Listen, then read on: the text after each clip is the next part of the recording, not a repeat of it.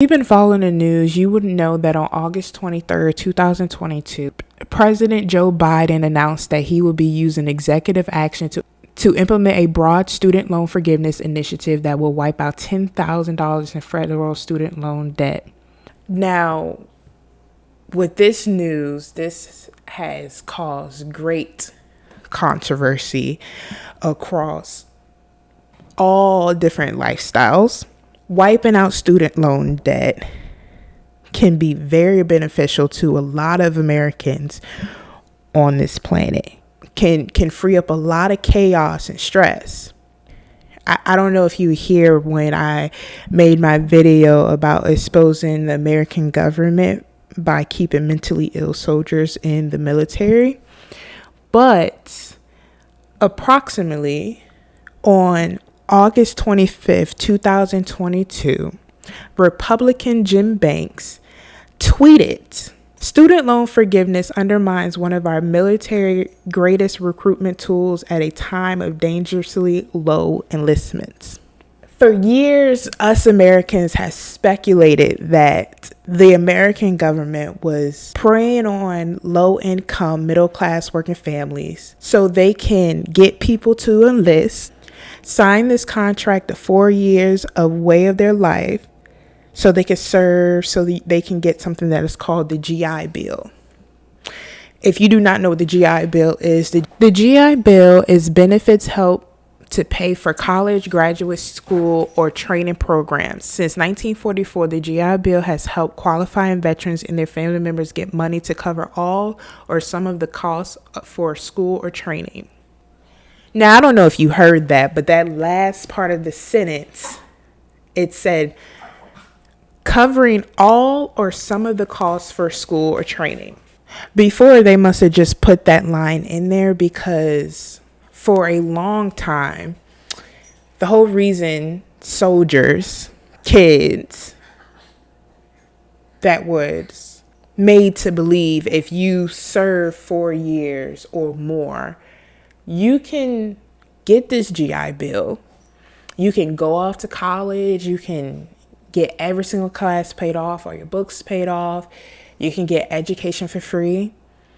And for many years, this tactic was being used to keep enlistment high for the military.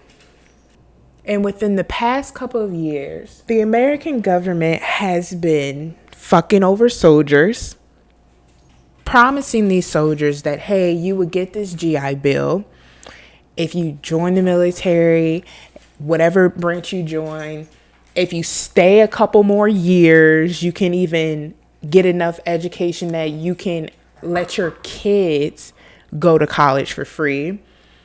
And this was a huge advertisement to get people to come into the force and serve their time. Now, I don't know how much you know about veteran affairs, but I would say we're coming close to a decade now of veterans having trouble with getting the money they rightfully deserve from these GI Bills and are being pushed to drop out of the colleges, the same colleges the government told them they would pay for, because now they have all this debt that they didn't expect to have on them that they now have to pay because the GI Bill does not cover it. In 2015, fair and legitimate concerns were raised in Congress that lack of VA oversight of GI Bill benefits have failed to prevent a small minority of enrolled students from making satisfactory progress in their academic programs, while reportedly producing hundreds of thousands of dollars in GI Bill payments to private flight providers. Congress should preserve the funding and allow public universities to build and operate these programs under state and federal oversight, thus preventing the unfortunate anecdotes of 2015, yet allow veterans to receive appropriate funding to cover their training. There have been proposals that would correct the VA oversight failing and preserve these aviation training benefits, but House Veteran Affairs Committee advisors have turned a deaf ear to date. That was an article published by The Hill. This situation has been going on for so long that 2 years ago, Stephen Lee took advantage of one of the most successful tuition assistance programs in the nation's history, the GI Bill. In exchange for his 9 year of military service, the federal government agreed to pay for Lee's college education. When Lee, a first-generation Korean American, moved his young family to Wisconsin, taking out loans in order to graduate wasn't part of the deal. The post-9/11 GI Bill promised to cover his educational expenses in exchange for his military services during the previous decade, but then the rules changed. By the words of Lee, he said, "The bill was supposed to cover my tuition, and I left out of college with lots of debt." He proceeded to say, "I see my time in the military as my service. I volunteered to do it. And while I don't think it's necessary, it entitles me to have the countries now bend over backwards for me. If you say you're going to do something, you should do it." And with Lee doing that interview with the Huffington Post, this started to have other veterans come out and explain their stories. And like I said in that video that I posted about mentally ill soldiers being forced to stay in the military, I say this once again. I know when it comes to being in the military, we all join for different reasons. Like whether that's a generational reason where your grandfather and your father has joined and you also want to be a part of that legacy. Some is for educational, some is because people want discipline and they don't have any other plans. Some people do it to get out of the situation they are in currently if it's bad. So there are many reasons why somebody might choose the military as a path to go in life. But day after day, the government keeps showing you guys that they do not care about you. They keep showing you guys that the only reason they need you and the only is because they keep showing us that we are disposable as human beings, that we have no worth, that we are a number. They purposely bring us together, bring us to these camps, bring us to boot camp, and they break us down. They make you lose all individuality that you might have.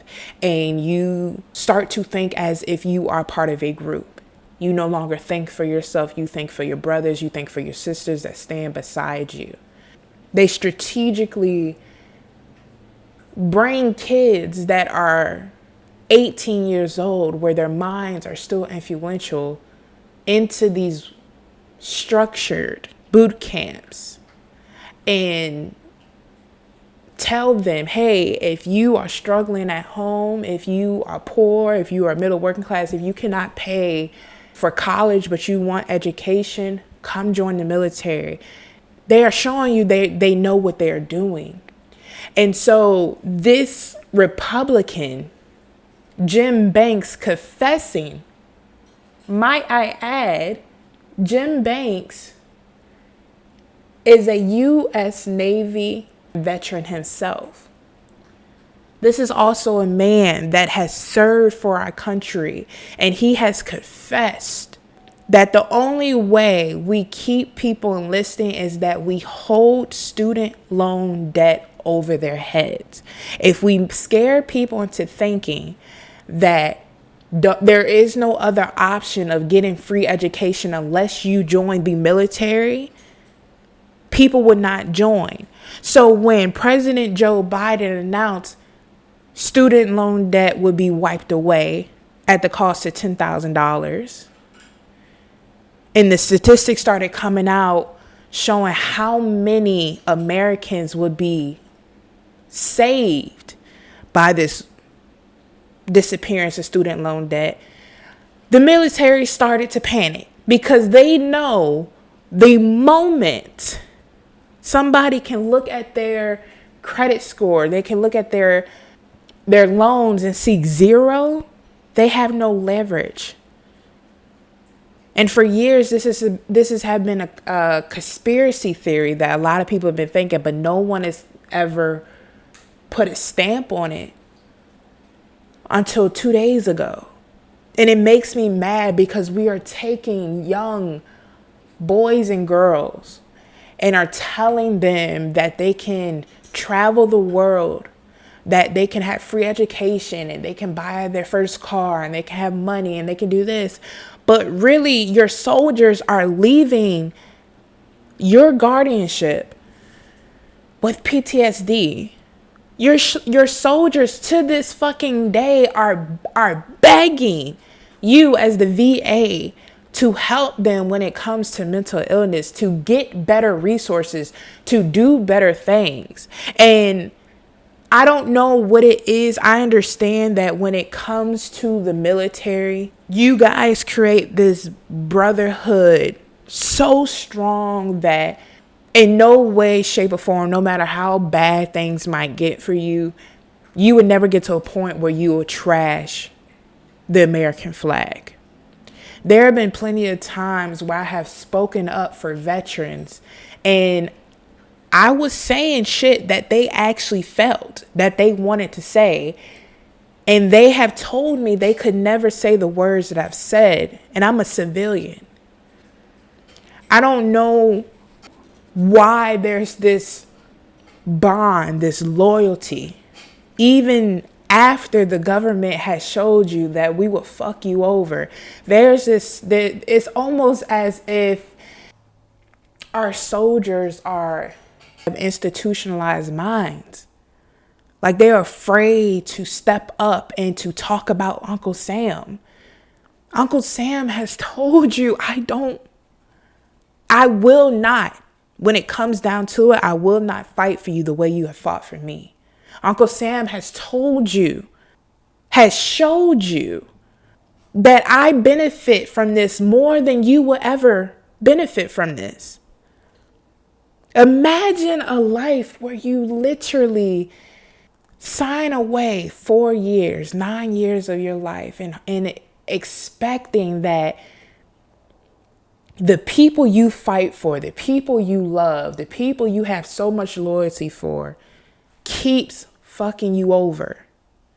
And this Republican has shown us with this tweet that every conspiracy theory, every thought, every veteran has ever had is true. We use student loan debt to get you guys in the building. We use poverty. We use middle class working people to get on our front lines, to risk their lives, to risk their mental health, and then we discarded them.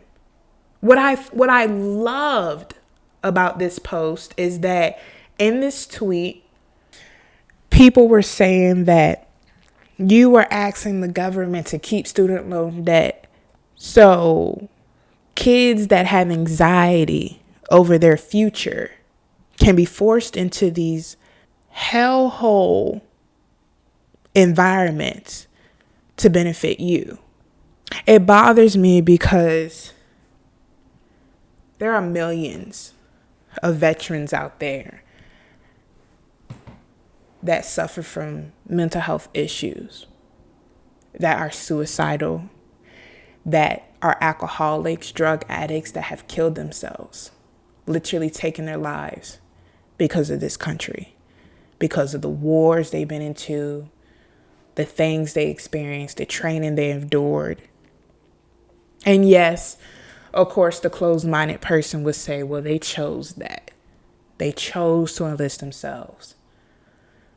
But this tweet lights a fire inside of me like no other, because this is a white man, a Republican, confessing, a fucking veteran himself confessing that student loan debt is one of the biggest solutions to keeping people in the military. And so when I hear that from a Republican, when I hear that from a ex-veteran himself, saying these things. It bothers me because it makes me think of all of the freaking veterans that are homeless, literally living on the streets, that have no money, that are struggling, that are going through PTSD, anxiety, depression, cutting themselves, alcoholism, drug use. And I think half of these innocent souls would not be buried, would not be doing substance abuse. If they just knew how the government really was, if they just had the opportunity, the resources, where they could go to college, where they can go to these classes, get the textbooks, and not have to worry about student loan debt, and not have to worry about struggling to get to the places they had to be, and have to take drastic decisions like joining the military. It really makes me think how many people we could have fucking saved. And I asked veterans, I've asked a couple of veterans, I said, why do you not speak out? Why do you not talk about how you feel? You have told me as a civilian that you relate to the things I'm saying, that you resonate with them, and that the things I'm saying is true. I've heard this from multiple veterans personally. And I told them that the words that I'm saying, they would never be as impactful if it wasn't coming from you guys. It would never hit the same as if it was an actual veteran fighting for themselves. The government has done these veterans so bad that you wouldn't even know. This is an extreme case, but Brian Brown Easley, I talked about him in that episode of Mentally Ill Soldiers, where he only got $900 from the VA. $900. He was a struggling veteran. He was living in a hotel. He had PTSD. And the morning where his deposit was supposed to hit for that disability check, he went to his account to notice that he had no money. He did everything a soldier is told to do. Call the numbers, check in, go to the hotlines, go to the forums, talk to other soldiers. He did everything. He went to therapy. He went to meetings. He literally went by the book, like the entire book, when it comes to the VA. And those people hung up on him. Those people misguided him, gave him wrong information, told him to call back, disregarded him. And each day, he did exactly what he was told. Call the hotline number. Call this person. Call this doctor. Call this social worker. Call this and no one helped him. So finally, a morning comes and he does the exact same thing the government tells him to do. He calls the VA 3 times. He does not get an answer. He goes to a Wells Fargo nearby his hotel with a bomb strapped to his chest. He's quiet. He's as gentle as he can be. He's honest. He goes to the teller. He tells the woman, I have a bomb. As negotiators, police officers are arriving and surrounding the building, they find out the whole reason he's even doing this. He's not even robbing the bank. But he's doing this because the Veteran Affairs did not help him. The Veteran Affairs did not show up for him when he needed them. The government did not show up for him. And in the process, he was murdered. He wasn't violent. He didn't hurt any hostages. He was murdered. Later on in the investigation, they found out that the reason Brian's $900 disability check was not in his account was because it went to one of his classes that he took in college to pay off. Brian dropped out of college because he couldn't pursue for his PTSD. He was going through so much that he couldn't surround himself around people. He couldn't function correctly. He was nervous. He had every textbook definition of a PTSD soldier within him. So he dropped out of college because it was too much. And those same debts that I'm talking about in this video is what took his life. Him not finishing his college courses is what took his life, is what we found out at the end of the day. He was murdered because $900 went to a class he did not attend. And I know you veterans feel unheard. I know you veterans feel unseen because I've talked to you. I've sat down with you. I've ate with you. I know how you feel. And more of you need to speak up. More of you need to come out and say what is happening, how you are being treated, how you are being mistreated by the government. If you are a person, a child, 18, 17, thinking about going into the military, choosing the military only for educational reasons. I'm not talking about for generational reasons or any other reasons you might have, but for educational reasons. I beg of you, please know that you do not have to choose a place that would not honor you. You do not have to choose a place that would not fight for you the way they would expect you to fight for them. There are other options. If Joe Biden gets this bill passed off, like he promised, the military does not have to be an option of yours. I know it's extremely hard coming from some of the places that we come from. Coming from poverty, coming from the slums, the ghettos, the worst of the worst. And I know for some of us, all we want and all we need is to get out of those environments, is to get into safer places, do better than what we were born into. I understand it. I get it. But at the end of the day, there's too many beautiful souls selling their soul to get something that's not promised to them. The government promises they will pay for your tuition, promises that they will provide all these great benefits to you. They will help you, and they don't. There are literally millions of veterans out there right now that can attest to this, how they do not help you, how they do not care, how once you are under their thumb, you are discarded. This is important. This is important because this can save people from getting into a contract, getting into a situation that they cannot come out from. There's nothing worse than being a kid and enlisting yourself, thinking that you're going to better your life, thinking to yourself that you're going to come out this great, wealthy person.